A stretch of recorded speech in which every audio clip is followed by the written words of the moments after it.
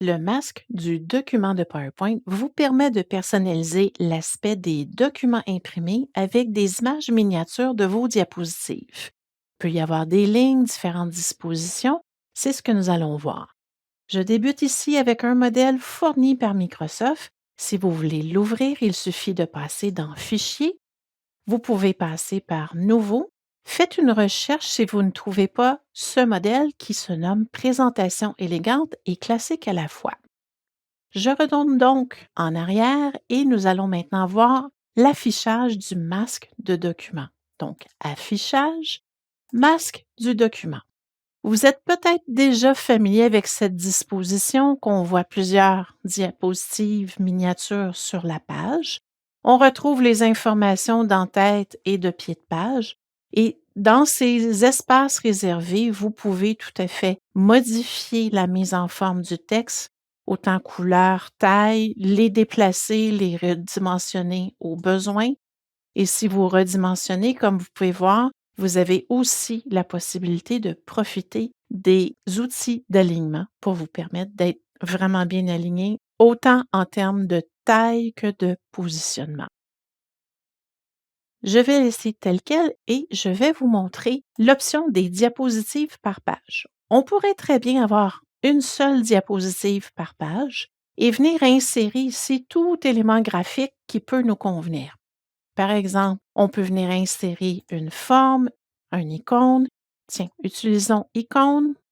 Nous allons aller chercher une icône, par exemple, ce petit graphique, insérer.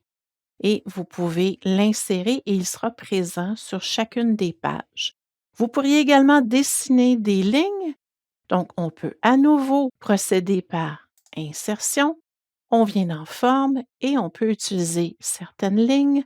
Clic gauche pour faire la ligne et on se déplace à droite. Et si vous voulez faire plusieurs lignes, on peut faire majuscule, contrôle, on copie ainsi la ligne et en plus, on s'assure de maintenir le même alignement que le sens de notre copie. On a maintenant nos différentes lignes qui pourraient nous servir. Si je viens dans masque de document, fermer le masque, je vais vous montrer au niveau de Fichier, Imprimer.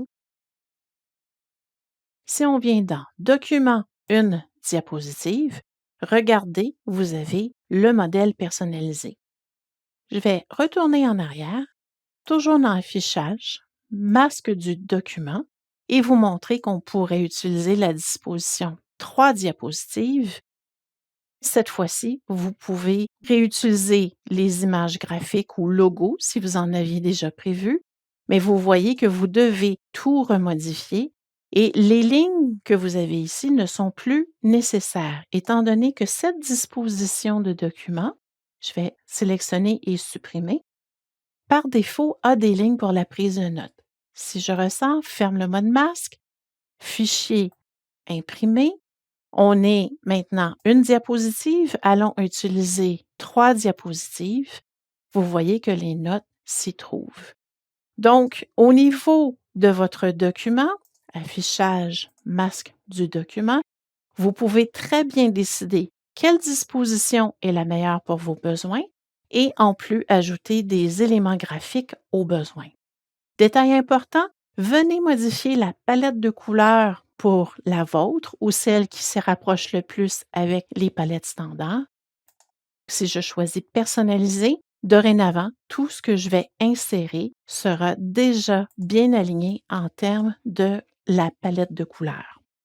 Donc voilà, au niveau du masque du document, vous avez un survol des aspects importants que vous pouvez modifier. Lorsqu'on referme, vous retournez en mode édition. Il suffit de rentrer votre contenu, vos diapositives seront disponibles sous format d'image et vous pourrez permettre aux gens de prendre des notes.